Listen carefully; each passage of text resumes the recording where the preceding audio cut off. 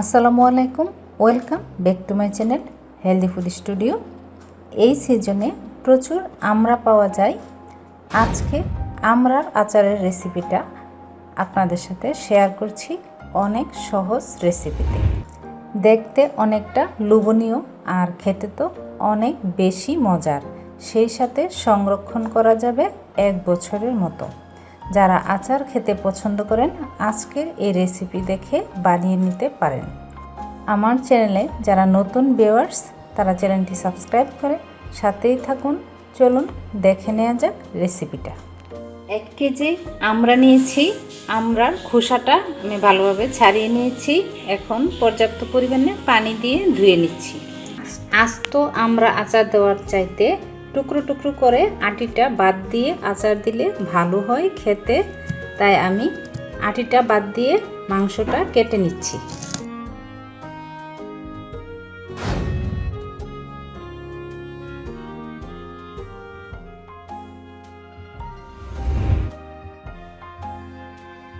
আমড়াগুলো কাটা হয়ে গেলে স্বাদ অনুযায়ী দিয়ে দিচ্ছি লবণ, 1 চা চামচ দিয়ে দিচ্ছি লাল মরিচের গুঁড়া।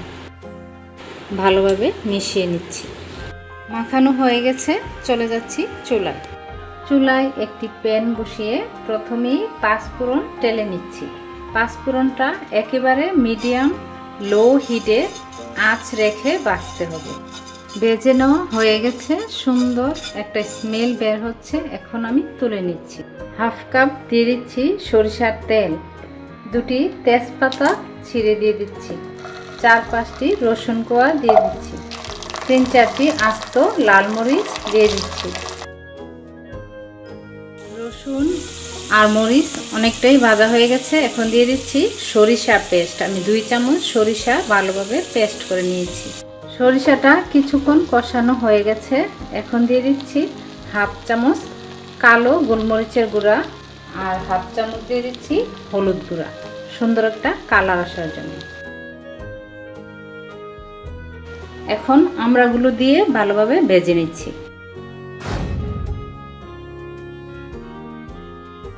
আমড়ার আচারে অবশ্যই তেঁতুলের কাঠ লাগবে, তাই আমি তেঁতুল আধা ঘন্টা আগে ভিজিয়ে রেখেছি।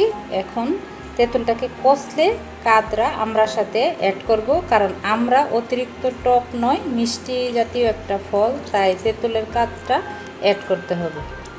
মিডিয়াম আঁচে 8-10 মিনিট যাবত আমড়াগুলো ভেজে নিয়েছি। অনেকটাই সিদ্ধ হয়ে গেছে। এখন দিয়ে দিচ্ছি 1/2 কাপ চিনি। চিনিটা প্রথম দিক দিয়ে দিবেন না, অবশ্যই চেষ্টা করবেন শেষের দিকে দিতে, কারণ প্রথম দিয়ে চিনিটা দিয়ে দিলে আমড়াগুলো ভালোভাবে সিদ্ধ হবে না।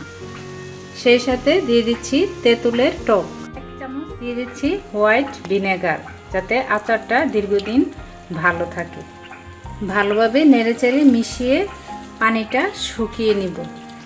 মিডিয়াম হিটে আমি 8-10 মিনিট জাল করার মাধ্যমে পানিটা শুকিয়ে গেছে। এখন দিয়ে দিচ্ছি ভেজে নেওয়া 5 ফোড়ন গুঁড়ো করে নিয়েছি। সেই সাথে ঝালের পরিমাণটা বাড়ানোর জন্য দিয়ে দিচ্ছি 1/2 চা চামচ চিলি ফ্লেক্স। ভালোভাবে নেড়েচেড়ে মিশিয়ে আমি চুলাটা অফ করে দিচ্ছি। আচারটা রেডি, এখন পরিবেশন করে নিয়ে আসছি। আচারটা তৈরি হয়ে গেছে। এই সিজনে এইভাবেই আমড়ার আচার তৈরি করে নিতে পারেন। এখন ঠান্ডা করে কাচের বয়মে আচারটা ভরে নেওয়ার পালা।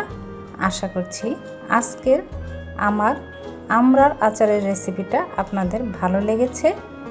এতক্ষণ সাথে থাকার জন্য ধন্যবাদ। এখানেই বিদায়। আসসালামু আলাইকুম।